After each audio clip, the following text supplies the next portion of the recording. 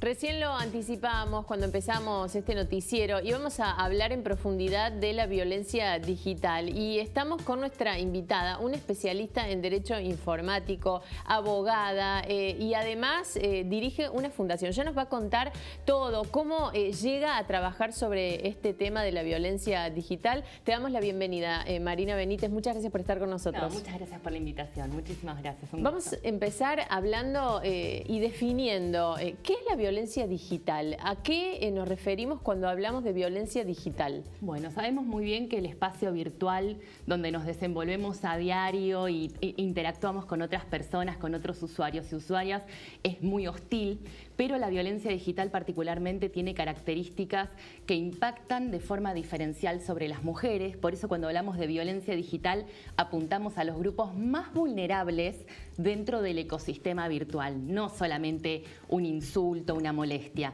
Estamos hablando de conductas dañosas realmente que tienen un impacto sobre un cúmulo de derechos importantísimo y que tiene además la virtualidad de lesionar incluso hasta la misma cotidianidad de las personas. Y ejemplos puntuales que incluso te han llegado a tocar a nivel personal. Sí. Bueno, la fundación que presido, Activismo Feminista Digital, nace en 2012 a partir de mi experimentación, si se quiere, de la violencia digital de forma personal, con una expareja y demás.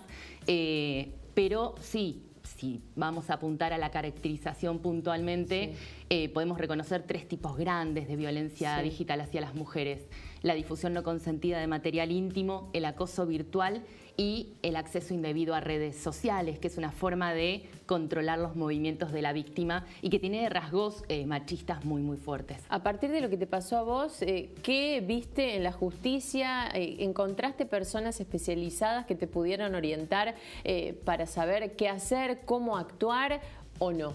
No.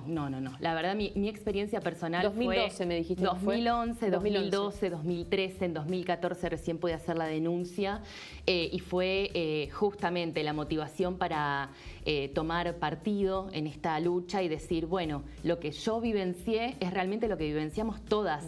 No hay un sistema que responda, la justicia no sabe qué hacer, fiscales que no tienen una propia conservación de la evidencia digital, por tal después las causas se terminan archivando.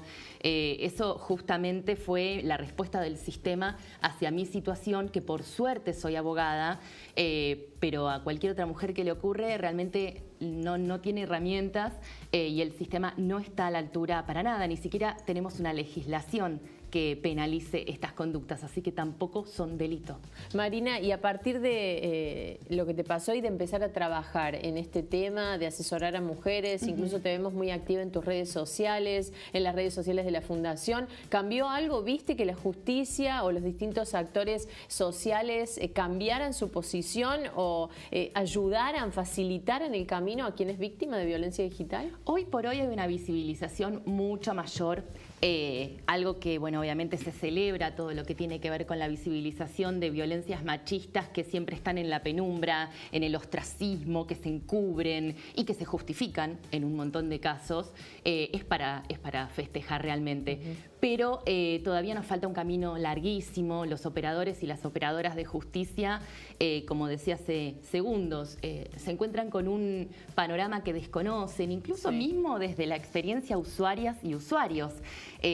Imaginen si un juez o una jueza no saben ni siquiera utilizar sus cuentas en redes sociales, no las saben configurar, no las saben incluso desarrollar propiamente. ¿Qué se puede llegar a esperar del entendimiento de lo que es la era de la información? Que además nos abruma, nos lleva a un punto en el que realmente estamos siempre un pasito atrás. Y el sistema, la justicia y la ley lamentablemente respetan también ese patrón. Y además tenemos una justicia muy machista que frente a estos casos minimiza, no es para tanto, tampoco es tan grave, bloquea, cerra las cuentas, y en realidad esas actitudes o conductas son todo lo que no hay que hacer. Nosotras, las mujeres particularmente, encontramos en el espacio virtual un lugar en donde empezamos a expresarnos, hablamos de cosas que son tabú, sabemos muy bien todo lo que ha ocurrido en el último tiempo con casos, por ejemplo, de experiencias que han comentado las usuarias que no las habían hablado jamás. Es realmente muy valiosa la participación, incluso a nivel político, de nosotras en Internet. Por eso no es simplemente eliminar y bloquear o desaparecer del espacio. Sí, me imagino que debe ser muy difícil. Nosotros en Somos Noticias contamos hechos muy distintos de mujeres que terminan siendo asesinadas en muchos casos. Sin dudas. Y mujeres que tienen que vivir con la violencia todos los días, que se cansan de denunciar una y otra vez y que a veces no saben cómo decir, bueno, sí, me pega esta persona, mi pareja, mi padre, me pega. No saben cómo demostrar que eso realmente pasa. Me imagino lo difícil que es, como lo decía recién, demostrar que la violencia también puede ser digital, en este mundo virtual, que es muy probable que, dependiendo de la generación a la que pertenezcamos, sin duda, entendamos más o menos. Totalmente de acuerdo. Sí, es difícil, pero tenemos algo a favor y también esto nos debe estimular a la población de mujeres que, por la brecha digital de género, que es otro de los temas que tratamos muchísimo en la Fundación, estamos en situación desventajosa respecto de los varones en la era de la información y con respecto a las tecnologías de la información y la comunicación. Es importante la alfabetización digital. Sí. Saber qué es lo que estamos usando, apropiarnos de nuestros dispositivos, entenderlos, porque en definitiva el plus ahora, y para lo que tiene que ver con la acreditación o con la prueba de la violencia, es que podemos filmar, sacar fotos, podemos hacer capturas de pantalla, que son en un proceso penal o en un proceso judicial cualquiera no tienen plena validez, pero son principios de prueba por escrito. Hay un montón de herramientas de las cuales hoy nos podemos valer, pero las tenemos que entender, no simplemente navegar y caer como, bueno, a ver, yo tengo Facebook, yo uso Instagram, porque gran parte también de lo que ocurre lamentablemente tiene que ver con las fallas de las mismas usuarias. Y esto no quiere decir que tengan la culpa, por supuesto, nunca jamás pueden tener la culpa de sufrir ningún tipo de violencia. Bueno, y ahí quería ir justamente, para todas las personas que nos estén mirando, mujeres, ¿cómo darse cuenta de que uno está siendo víctima de violencia? Y lo pregunto porque probablemente uno parte de esa ingenuidad, uno piensa, no, esto no puede ser, por las redes sociales voy a sufrir violencia. ¿Cuáles son los signos para estar alerta? Bueno, en general, dependiendo de la categoría de violencia digital de la que hablemos, pero no minimizar ni subestimar, por ejemplo, situaciones en que los agresores o el agresor está amenazando con que va a poner a disposición de terceras personas el material íntimo que, por ejemplo, había entre los dos durante la relación de pareja. Muchas veces pensamos nosotras como mujeres, bueno, es un momento, es una situación, ahí ya está constituyendo, por ejemplo, un delito y es una amenaza. Después, por ejemplo, la mera lesión de derechos que ocurre a través del troll, que en la jerga se llama el troll machista, ¿no? Puede alcanzar incluso niveles, por ejemplo, de amenaza de muerte. Quienes somos activistas feministas arduas en las redes sociales lo vivimos muy a diario. Esto de ojalá te encuentren tirada en una zanja. Terrible. Esa apología, esa apología del femicidio es un delito. Y así parte, según la categoría, es importante que frente a cualquier incomodidad y sensación de desprotección, nosotras ahí ya entendamos que podemos estar padeciendo violencia machista.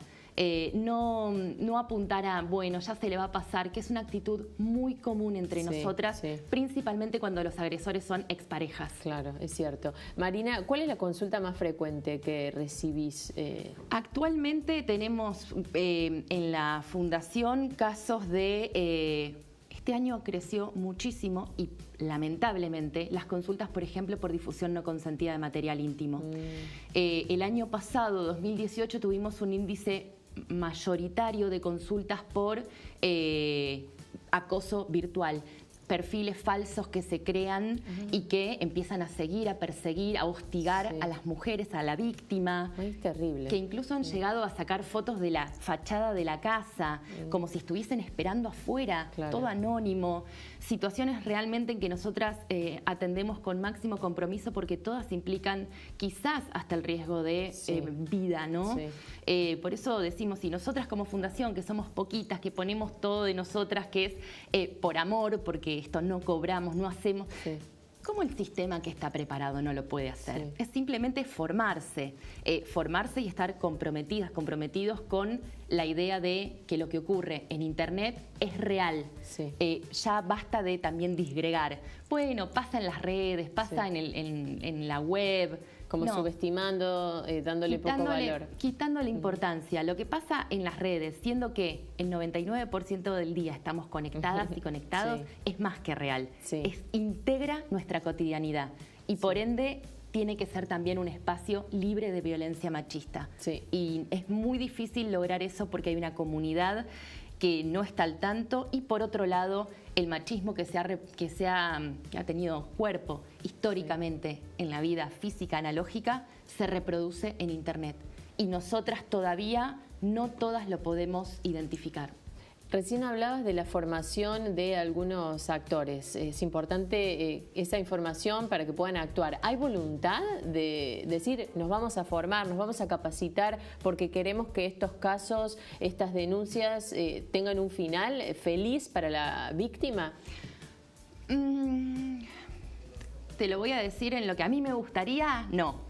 En lo que el sistema, digo, también el Estado, que siempre está por detrás, que tiene una dinámica muy particular, ¿viste? Como de alguna manera es lento en actualizarse. Sí. Hay iniciativas, hay algunos intereses difusos, principalmente lo vemos con mucha alegría. La necesidad de capacitarse o la demanda de capacitación en las provincias. En nuestra provincia, nosotras operamos en Ciudad Autónoma de Buenos Aires, pero también en la Ciudad de La Plata, vemos que no hay voluntad. Pero, por ejemplo, legisladores y legisladoras, si hablamos del poder legislativo, van recogiendo de a poquito algunas demandas, tratan. Yo lo que veo particularmente es mucha desinformación. Entonces, más allá de la voluntad o no de querer hacer frente a esta problemática, el gran problema es que como no lo conocen en profundidad, deciden no ponerlo en agenda.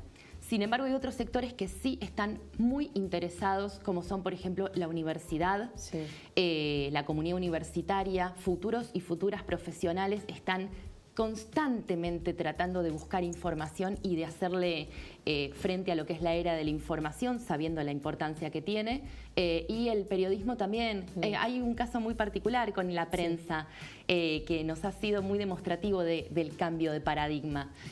Por ejemplo, cuando se habla de difusión no consentida de material íntimo, se la llama pornovenganza. Sí. Y muchísimas periodistas, muchísimos periodistas hoy logran verlo de antemano a la mala utilización de ese término, a la errada utilización, porque no es ni pornografía, que está destinada al disfrute de terceras personas, nada que ver con cuando lo hacemos en el marco de nuestra intimidad, para compartir con quienes deseamos, con nuestra pareja o con determinadas personas, pero no al público abierto. Y por otro lado, tampoco es venganza, porque supone que para que la víctima lo merezca, algo tuvo que haber hecho. Y muchas veces nosotras lo merecemos ante la mirada del varón, por ejemplo, por haber decidido terminar el vínculo.